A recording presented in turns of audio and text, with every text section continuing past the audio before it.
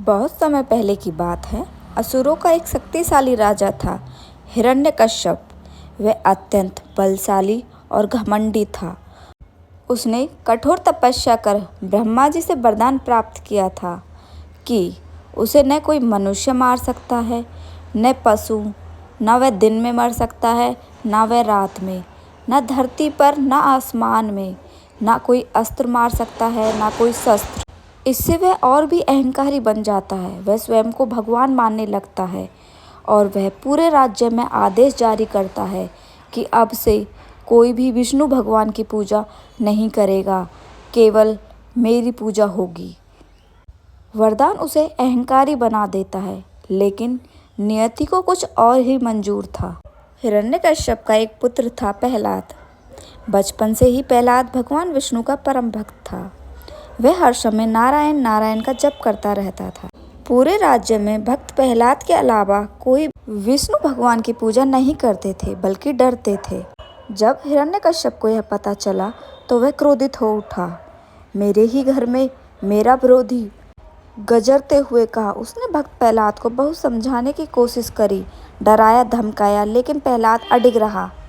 हिरण्यकश्यप ने अपने सैनिकों को आदेश दिया कि भक्त प्रहलाद को पहाड़ों से गिराकर मार दिया जाए या उसे जहरीले सांपों के बीच डाल दिया जाए। भक्त प्रहलाद को मारने की विभिन्न कोशिशें की गईं, परंतु वह हर बार बच जाता। भगवान विष्णु की कृपा से यह देखकर हिरण्यकश्यप और भी क्रोधित हो गया और अपने महल में चिल्लाना शुरू कर दिया। हिरण्यकश्यप की एक बहन थी, होलिका। उसे वरदान प्राप्त था कि उसे अग्नि जला नहीं सकती है। होलिका को महल में बुलाया गया। होलिका बहुत ही सुंदर परंतु शक्तिशाली और एक दुष्ट राक्षसनी थी। हिरण्यकश्यप ने होलिका से कहा, बहन, तुम भक्त प्रहलाद को लेकर अग्नि में बैठ जाओ, तुम बच जाओगी और वह जलकर भस्म हो जाएगा। होलिका ने अपने भाई की बात मान ली। एक रात का समय था, लकड़ियों का बड़ा ढेर लगा हुआ था।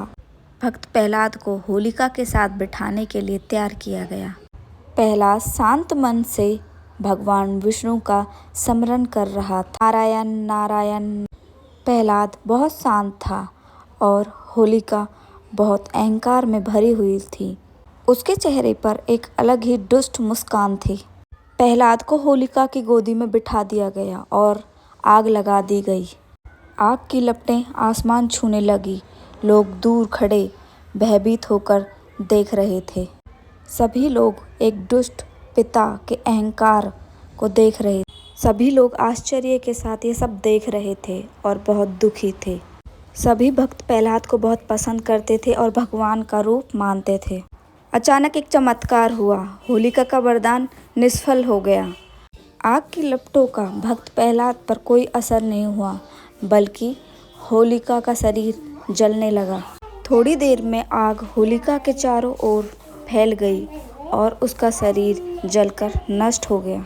सभी लोग यह देखकर आश्चर्य में थे कि भक्त प्रहलाद को कोई भी खरोच नहीं आई थी। होलिका का वरदान निष्फल हो गया क्योंकि होलिका ने अपने वरदान का दुरुपयोग किया था। वरदान केवल तब तक प्रभावी था जब तक वह अकेले अग्नि में बैठती। अब होलिका जलकर राख बन चुकी थी। अन्याय के साथ वह शक्ति काम नहीं कर सकती थी। यह वरदान उसे न्याय के लिए प्राप्त हुआ था, अन्याय के लिए नहीं। भक्त प्रहलाद को सुरक्षित देखकर उसकी माँ बहुत खुश होती है। वह विष्णु भगवान को धन्यवाद देती है। उसके बाद हिरण्यकश्यप भक्त प्रहलाद को कालकोठरी में बंद कर देता है। वह वहाँ भी विष्णु भगवान का ही स्मरण और जप करता रहता है, नारायण नारायण नारायण। प्रहलाद के अनुसार सच्ची श्रद्धा और विश्वास कभी व्यर्थ नहीं जाती। शक्ति का दुरुपयोग स्वयं के विनाश का कारण बनता है। एक अंधेरी काली रात, बिजली चमक रही थी। महल में अजीब सी शांति थी। हिरण्यकश्यप का क्रोध चरम सीमा पर पहुंच गया था। उसने प्रहलाद से पूछा, तेरा भगवान कहाँ है? प्रहलाद ने उत्तर दिया, मेरा भगवान हर जगह है। मेरा भगवान सृष्टि की हर जगह में है।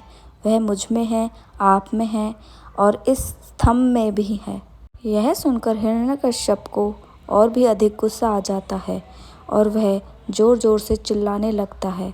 क्रोधित होकर हिरण्यकश्यप एक स्तंभ पर प्रहार करता है। तभी स्तंभ में से एक अजीब सी रोशनी आने लगती है। स्तंभ से भगवान नरसिंह प्रकट हुए। नरसिंह आधा मनुष्य आधा सिंह। नरसिंह ने संध्या का समय, न दिन था न रात था। महल की चौखट पर न धरती थी वहाँ न आसमान था। अपने नखूनों से, न किसी अस्त्र से न किसी शस्त्र से हिरण्यकश्यप का वध करने आए थे। विष्णु भगवान भक्त प्रहलाद की रक्षा करने हिरण्यकश्यप के अत्याचारों से सभी को बचाने के लिए नरसिंह का रूप लेकर आते हैं और वरदान के अनुसार हिरण्यकश्यप का वध कर देते हैं। आज भी होली से एक दिन पहले होलिका दहन किया जाता है। यह बुराई पर अच्छाई की जीत के प्रतीक है। अहंकार का अंत होता है, सच्ची भक्ति की विजय होती है, अन्याय के विरुद्ध सत्य की जीत होती है।